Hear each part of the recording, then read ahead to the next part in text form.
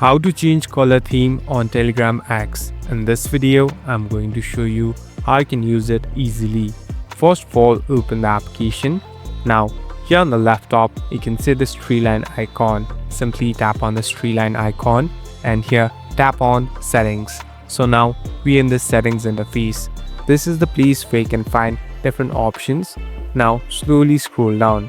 Here there's a section called themes and chats. Simply tap on themes and chats, and here there's a section of color themes. Here you'll be able to find different colors and themes available, so it's up to you and you can select the one that you like, so it will automatically change and adapt it. At last you can go back and it's done. Now as you can see, the interface is completely changed. Thank you for watching this video. I hope this video will help you.